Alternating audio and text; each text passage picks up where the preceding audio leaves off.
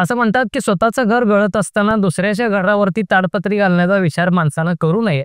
या पाकिस्तानला मला तेच सांगायचं आहे, स्वतःचं घर गळतंय ते साजरं करण्याचा प्रयत्न करा. उगाच भारतात काय चालतंय याच्यात नाक खुपसायची काही गरज नाही.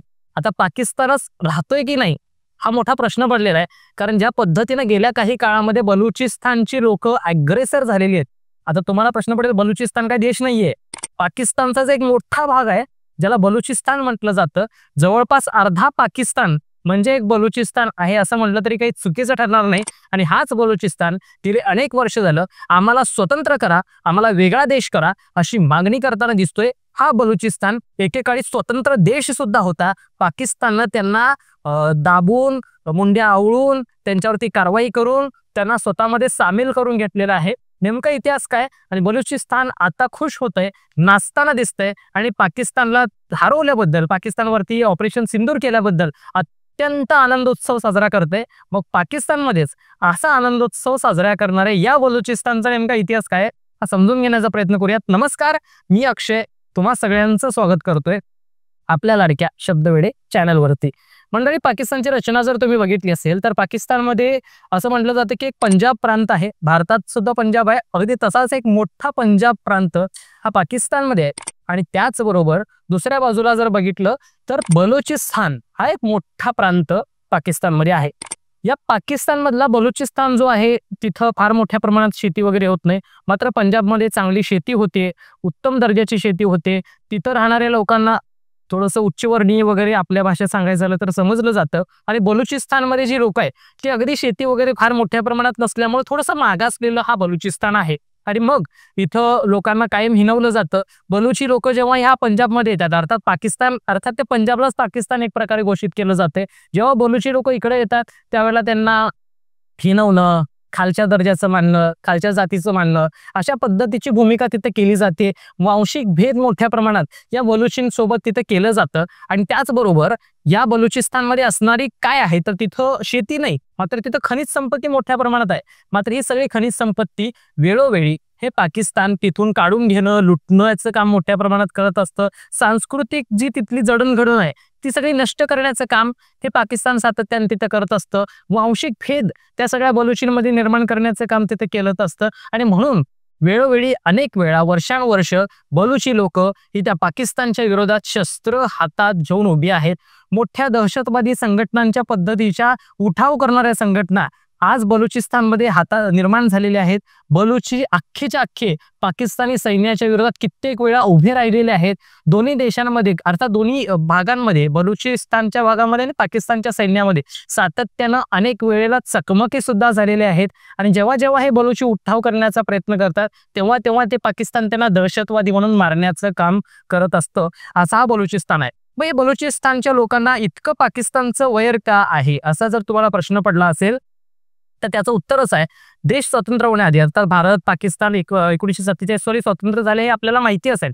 त्याच वेळेला बलुचिस्तान सुद्धा 12 ऑगस्टला स्वतंत्र झाला होता. वेगळा बलुचिस्तान होता, वेगळा पाकिस्तान होता आणि वेगळा भारत सुद्धा होता. मात्र नंतरच्या काळामध्ये बलुचिस्तानची आर्थिक ताकद तितकी महत्वाची नव्हती.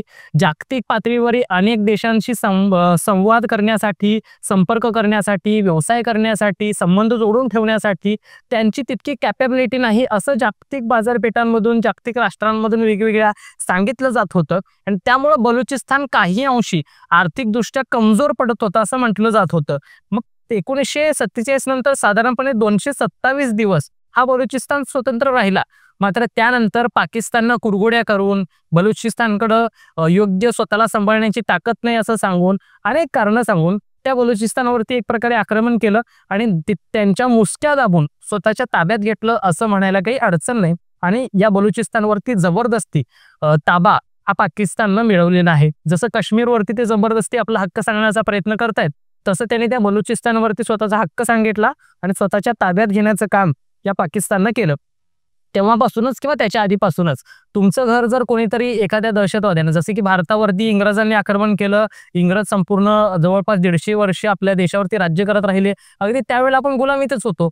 अगदी त्याच पद्धतीची भूमिका आज बलुचिस्तानच्या लोकांना वाटतेय की या पाकिस्तानच्या गुलामीमध्ये आम्ही अनेक वर्षे आहोत. आणि म्हणून जेव्हा जेव्हा शक्य होतंय तेव्हा तेव्हा त्या बलुचिस्तानचे अनेक लोक हातामध्ये शस्त्र घेतात आणि पाकिस्तानच्या विरोधात उभं राहताना दिसायला लागतात. मध्यंतरी तुम्ही बातमी बघितली असेल, बलुचिस्तानची लोक नाचताना दिसत होती जेव्हा आपण पाकिस्तानवरती ऑपरेशन सिंदूर केलं त्यावेळेला. इतकंच काय तर बलुचिस्तान मधला व्हिडिओ सुद्धा व्हायरल झाला. त्यात तिथला त्यांचा एक सैनिक म्हणतोय की आम्हाला फक्त भारतानं कारगिल युद्धामध्ये जी 93,000 शस्त्र बंदुका ज्या वेळेला पाकिस्ताननं शरणागती पत्कारली त्यावेळेला भारताला मिळाल्या होत्या, त्या बंदुका फक्त द्या. त्या बंदुकींच्या बळावरती आम्ही अख्ख्याच्या अख्ख्या पाकिस्तानला त्यांची जागा दाखवतो आणि आम्ही आमचा देश स्वतंत्र करून घेतो. अशा पद्धतीची भूमिका या बलुची लोकांची सातत्यानं समोर येताना दिसायला लागते. आणि त्यामुळं भारत त्यांना बंदुकी देणार नाही हा भाग वेगळा, परंतु जर पाकिस्तान असंच कुरगुडी करत राहिलं तर इंदिरा गांधींनी, तुम्हाला माहिती असेल किंवा नसेल, तर पाकिस्तान पहिला इकडचा जो आता आपल्याला पाकिस्तान दिसतोय तो पाकिस्तान, आणि बांगलादेश जो आहे तो सुद्धा पूर्वी पाकिस्तानच होता. भारतातून पाकिस्तान वेगळा झाला त्यावेळेला बांगलादेश आणि पाकिस्तान हे दोन्ही देश मिळून पाकिस्तान होता. परंतु इकडं भारताच्या जर बघितलं असेल पूर्वेला बांगलादेश आणि पश्चिमेला पाकिस्तान आहे. दोन्ही देशांमध्ये संबंध जर निर्माण करायचे असतील तर दळणवळणासाठी वाट हवी, वाट सुद्धा द्या असं त्यावेळेला जिन्नांचं मत होतं. मात्र भारतानं मधनं काही वाट दिली नाही. मग इकडचा व्यवहार करायचा, तिकडचा व्यवहार करायचा, दोन्हीकडनं एकत्र सांभाळायचं हे होत नव्हतं. त्यावेळेला बांगलादेशनं सुद्धा स्वतंत्र होण्याची मागणी केली होती आणि इंदिरा गांधींनी त्यावेळेला तिथं आपली शस्त्रास्त्र देऊन, आपली ताकद देऊन बांगलादेशला स्वतंत्र करण्यासाठी महत्वाची भूमिका घेतली होती. आणि पाकिस्तानचे 2 तुकडे पडले, अर्थात बांगलादेश आणि पाकिस्तान. आता जर हे पाकिस्तान अशी कुरगोडी करणार असेल तर येणाऱ्या काळात मोदींना ते जमते का बघावं लागेल की बलुचींना थोडीशी मदत करायची आणि पुन्हा एकदा पाकिस्तान आणि बलुचिस्तान असे 2 तुकडे पाडायचे. मग आता जो एवढा पाकिस्तान दिसतोय तो येणाऱ्या काळात एवढासा झालेला असेल आणि त्यावेळेला त्या पाकिस्तानी लोकांना नाही म्हणणार मी, तिथल्या त्या धूर्त राजकारणी आणि तिथल्या त्या सैन्याला त्यांची लायकी कळेल. त्यासाठी भारतानं प्रयत्न करावा इतकीच अपेक्षा. बाकी तुम्हाला काय वाटतं, बलुचींची मागणी योग्य आहे का? पाकिस्तान दुभगला पाहिजे का, तुटला पाहिजे का? कमेंट करून कळवायला विसरू नका. धन्यवाद.